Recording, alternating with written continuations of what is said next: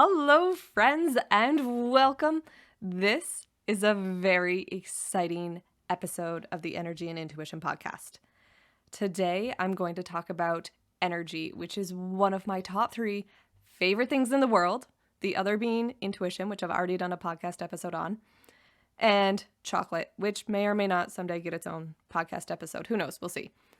But today we're talking about energy, and the reason I'm so excited for this is because when you break it down and when you understand it, things get really clear. You can look at a situation and you can say, I understand what's going on and I know what to do. And if that's not enough for you, understanding energy is going to take so much self-judgment out of the equation. It's going to be incredible. So I hope you're excited. If you're ready, let's go.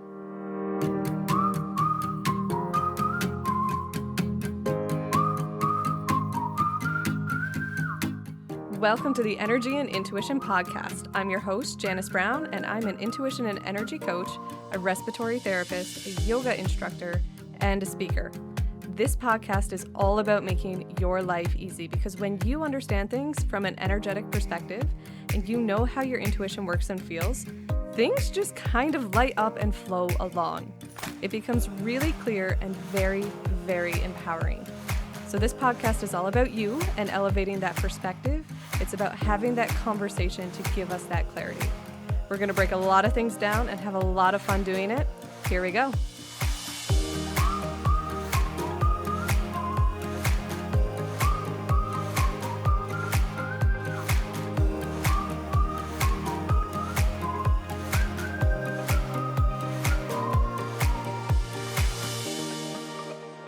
Okay, friends, I hope you are cozy and have a warm cup of coffee or tea or hot cocoa, and let's dive into energy. So energy in general is the building blocks of life. It is everything that makes up this universe, which means you are energy. You are energy in human form, but you are energy. That means that everything in your 3D world, from your coffee table to your car, to the food you eat, to the music you listen to the device that you are listening to this podcast on, and the sound waves that my voice is creating, all of that is energy. But even the things that we don't see, so even the space between you and the device you're listening on, the space between me and the microphone I'm using, there's energy there. There is not a void. There is energy everywhere. And energy is what makes up life. Now, there's something really cool called the law of oneness. And if you're not a spiritual person, don't worry. It's a spiritual law, but I'm going to put this in terms that you understand. There is the law of oneness, or in other terms, we call it the butterfly effect. It means everything is connected. So a butterfly flapping its wings in South Africa can affect the weather in North America. Everything is connected. And so the world is really just a beautiful dynamic dance of energy moving. It's so, so cool. Now, if we were to take energy and get a little more specific, we have vibration. So everything and everyone has a frequency or a vibration. The easiest way to look at this is, in general, looking at emotions or energy in motion. So things like joy, bliss, gratitude, appreciation, all of these things are high vibration. And we know from science, higher vibration is more energy. It feels light, energy is moving, and you can feel that. You feel that energetically, you feel it emotionally. In the middle, we have things like contentment, boredom. You're just like, okay, cruising along, but you're not really feeling high, you're not really feeling low. At the bottom, we have things like anger, fear, depression, and these things, feel heavy. But I want to make a quick note because emotions are actually a little relative. Well, they are relative. So if you are generally vibrating in joy and you feel anger, anger doesn't feel good.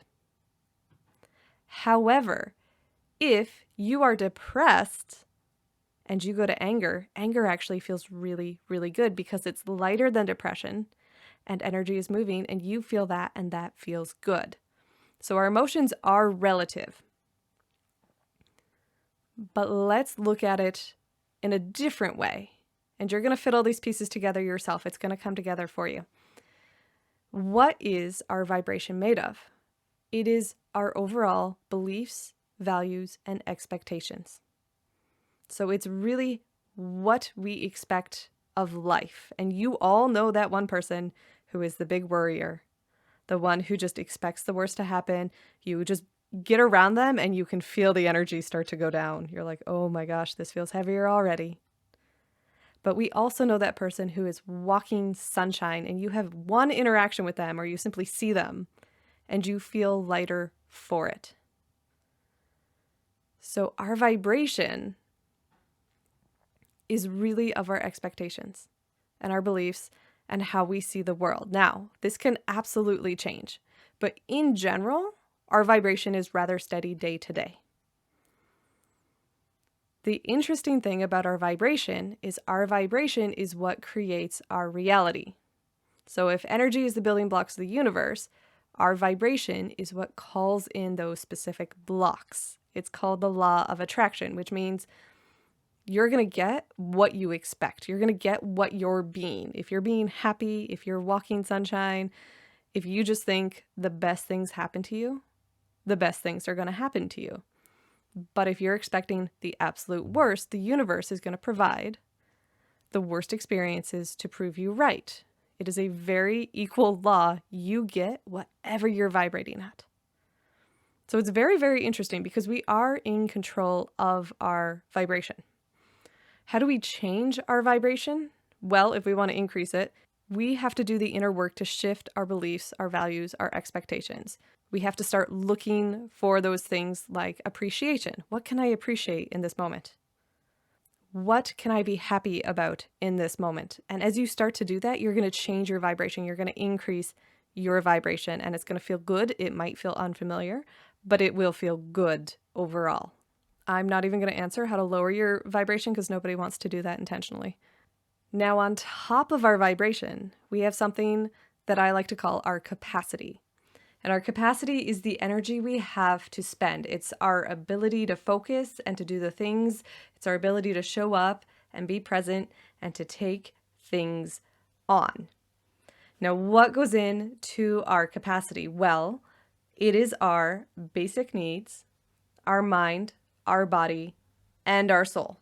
All of the things that go into making us human, that is what goes into our capacity. And let's break it down because all of these things can either increase your capacity or decrease your capacity. And by that, I mean your ability to show up and do the things or your ability to maybe not show up and not do the things. So our basic needs, when we are fed, when we have slept and we are rested, when we feel safe, it is easier to show up and do the things. And you know this is true because we all have that friend, maybe it's you, but we all have one, who when they are hungry, they are so irritable. In my group of friends, her name is Steph and she knows it. Hey, Steph, I love you. But I'm guilty of it too, to a certain extent, right? We get hungry. We don't have the ability to focus. We're less patient. We get irritable. And the same is true if we haven't slept or if we don't feel safe. We're much more on edge. And that pulls some of our focus, which means we have less capacity for other things. Let's look at the body. When the body feels good, you don't even think about it. You just go ahead and do the things. But let's say that you have menstrual cramps, or you have a sore low back, or that you've hurt your leg or your foot. It pulls your focus. So your ability to do the other things is actually less because part of ourselves or part of our focus is going to be aware of that part of us that doesn't feel good. So if you have chronic pain, chances are your capacity is down. But of course, when the body feels good, like I said, you have so much more capacity. The same is true of the mind. If it is worried, you are less able to focus because it is weighed down with all the what about, what if, worst case scenario. But if your mind is calm, if it is present, if it's able to focus, you are much more adaptable in your thinking, right? You're much more open-minded, you're much more able to consider other possibilities. So all of this goes into our capacity. And what about our soul? If our soul is unfulfilled, if we are doing work that just drains us, if it really takes away from us, or we're in a relationship that is unfulfilling, that is very plain, that is very draining on us, that takes away our capacity.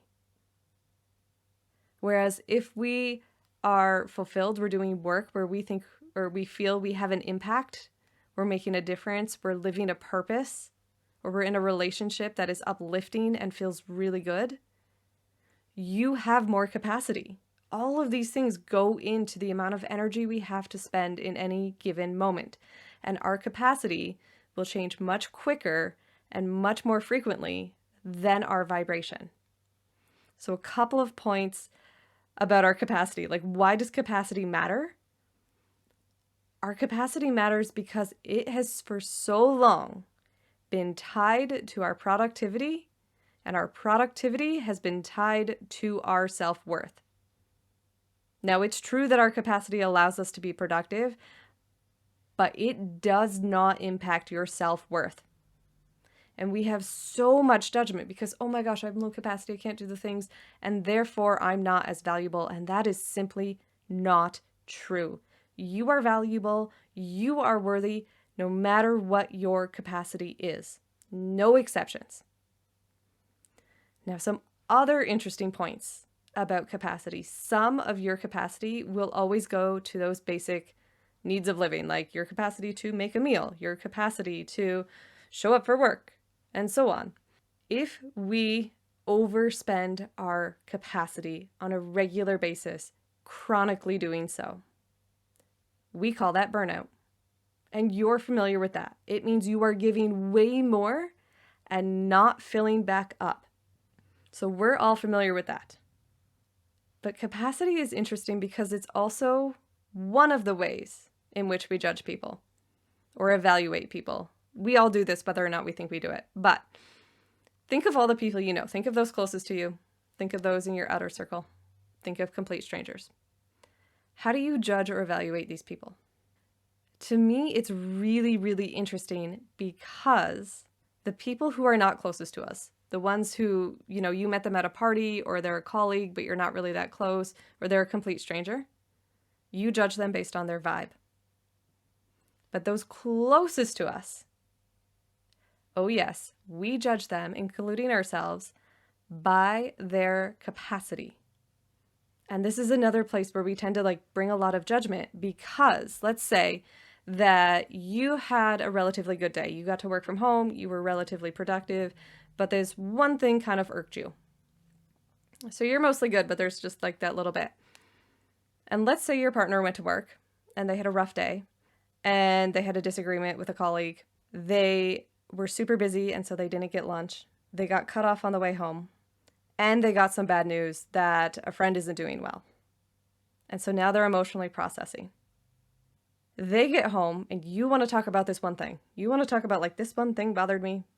And it looks to you like your partner doesn't care, right? It looks like, oh, you don't even care about this.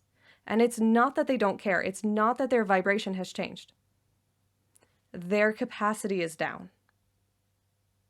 And so they don't have any extra capacity to listen presently because they've got so much going on that has taken their capacity. So in that case, hopefully we can cut out some judgment and just say, oh, okay, you're low capacity. It's not that you don't care. I'm not going to create a story around that. But what can we do to actually increase our capacity? And maybe that means you listen to them. Maybe they just need time to process. Who knows? It's different for every case. But the point is we tend to judge those around us by their capacity. And sometimes we jump to the conclusion that it is their vibration. They don't care about me anymore. That is not true. They might still love you. They probably do still love you. They just don't have as much capacity in that moment. Now, here's the interesting thing for all the people listening who are into vibration and manifestation and that next level of awareness of energy. The one thing I see frequently is people will have a low capacity and think that that impacts their vibration and their ability to manifest. And that is simply not true. You can have a low capacity and you can still hold high vibrational beliefs, expectations, values. So just because your capacity is low doesn't mean your vibration changes. However, your vibration will change if you start judging yourself for having a low capacity. For example, if you are sick with a cold or the flu or something else, right? You're down and out and you're judging yourself for being there and judging yourself for not showing up in a high vibrational capacity or not showing up and being high vibe or not whatever. Those don't even equate. Your job when your capacity is low, rather than judge yourself, rather than push against where you are, your job is to make the next best choice to increase your capacity. And I promise you this, if you start to feel like you have a cold and you actually rest and you actually take care of yourself, rather than spending what little capacity you have, you will heal faster. That is why you should take the day off work. That is why you should be in bed, doing nothing, and just enjoying, binge watch TV, whatever it takes. We often think we've thrown off our vibe, and we haven't, but we have pushed against having a low capacity.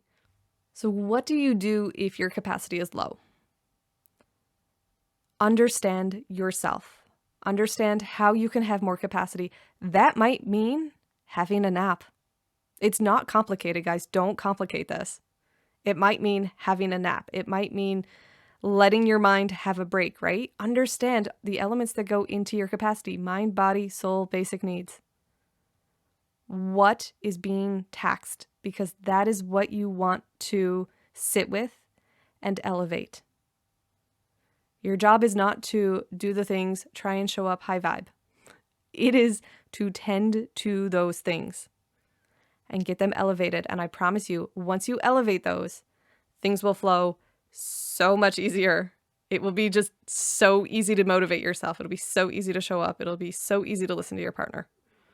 So, tending to your capacity is such an important skill to have. And it really comes down to your awareness. But I hope this helps you cut out some of the self-judgment.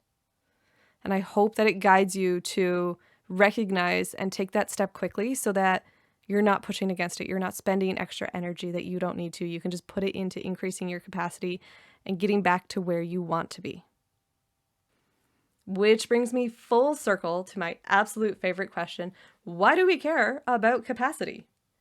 Why, even if you're not into manifestation, even if you're not into law of attraction, why would you care about capacity? And the answer to that is a high capacity makes all of life so much easier. It doesn't matter who you are. You can be a parent or any human, really. It is easier to tolerate screaming children or a crying baby when you have a high capacity. If you are tired, if you are hungry, if you are irritable, if you are not feeling your best, those things are going to get under your skin so much faster, right? When your capacity is high, it is easier to have conversations. It is easier to ask for what you want. It is easier to show up and do the inner work because guess what, guys? Sometimes inner work is really easy. Sometimes it is a challenge. It is easier to motivate yourself when you have high capacity. It's easier to keep your mindset up. It's easier to make those decisions, whether it's for your personal life or your professional life. It is easier to make that decision when you have a high or a higher capacity. Now, I know you're going to say, but Janice, there's no way you can be high capacity all the time, even if your vibration doesn't change. And that is true. And I'm never saying that it's going to be a high capacity all the time. But if we are conscious, we can keep it high or really high most of the time. Because we will notice when our capacity starts to drop or get low.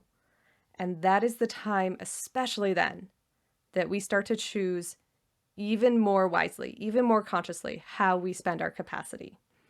So, absolutely, there are going to be times that you overspend your capacity. And I'll give you an example. Last week, I had a very busy week. I was teaching in the evenings. I had some interviews. I was working as a respiratory therapist. I had some consults. Everything was kind of happening last week. I was looking forward to the weekend, no plans, just chilling out. And on Thursday, my sister messaged and said, "Hey, some family's coming over. If you want to come, you're more than welcome." And I was like, "Absolutely, I'd love to come." Knowing that I was going to be tired, knowing that I've kind of spent more than I've put into myself this week. And I still went. Now, knowing that my capacity was a little bit lower by the end of the week, I made different choices. So normally in the morning, I get up and I like to do some visualization exercises and so on.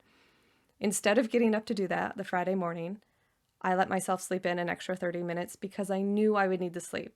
I was picking the choice that gave me more capacity, and it was so good. And in addition to that, I knew I didn't have anything on Saturday morning. I don't have children, so I didn't have to be up. I don't have to take care of anybody. And that, I mean, for me, that's my life choice and it works really well. If you have kids, you might have to work within, obviously, that structure. So you might have to carve out some time because on Saturday morning, I did nothing. I slept in. I just let myself rest and take it easy. I had a nice cup of tea and I just got to chill. And that just boosted my spirit and my soul and my capacity. Now, like I said, if you have kids, maybe you have to trade off with your partner and say, "Hey, look, I'm really running on low here. Could you take them for an hour or two?" And of course, it's an exchange. You've got to give and take, but carve out what you can or change how things are structured in your life. Maybe you make different choices. So, absolutely, I overspent my capacity intentionally, totally worth it. Love getting to spend time with my family. And I was able to adjust things around that so that my capacity stayed as high as possible. The other fun story I have about this, because it's me and I'm totally going to work intuition into this, is your intuition has your back. It knows when energy is high and energy is flowing, life is good, and it wants you to be there, which is super, super cool. So what happened in this case, this was a couple weeks ago, and I was supposed to meet a friend. We were going to get together, hang out, do some yoga, catch up. We hadn't seen each other in a couple of months. So we were both really, really looking forward to it. And the morning we're supposed to get together, she sends me a text message and she says, "Hey, my husband's sick. He's got a really bad cold. We did the COVID swab. It's negative. They just did the home test." She's like, "It's negative. So I just want to let you know, still up for getting together. We'll just stay away from him or we'll do something else. Just wanted to let you know and see what you think." And as I read that, my arms and my legs just started to feel really heavy, like they would not move. My chest felt a little resistant, a little heavy. Incidentally, my gut was fine, so it wasn't a gut instinct, but the rest of my body was just like, no. And at the same time I noticed this feeling, in my mind's eye, I saw the last 3 days of the week. We were supposed to get together on the Wednesday, so I saw Thursday, Friday, and Saturday on the calendar, and I was like, oh my God, I have so much good stuff planned for work and for my business. I don't want to get sick. And so I messaged her back and I was just like, look, everything in me is saying, no, let's not do this. And she said, cool, no worries, we'll reschedule. And I was like, great. She messaged me 10 minutes later and she sent a photo of her husband's COVID swab and it had turned to positive. And I felt so much relief, like, yes, I listened to my intuition. And I was like, woohoo, at least we listened. And she goes, the funny thing is, her gut said she should cancel, but she tried to talk herself out of it because she was like, I feel bad canceling. I don't want to do that. And I'm so, so glad that I listened because I really didn't want to get sick. And if that's not good enough for you, if that's not even enough, it gets better. So that was on Wednesday. The Thursday evening, I had a speaking engagement and it went super well. It was such a lovely group of people. So many good questions. We had a really good discussion about intuition and about energy. And the group that I spoke for was it was like one branch of an organization. Sure enough, I do that. It went well.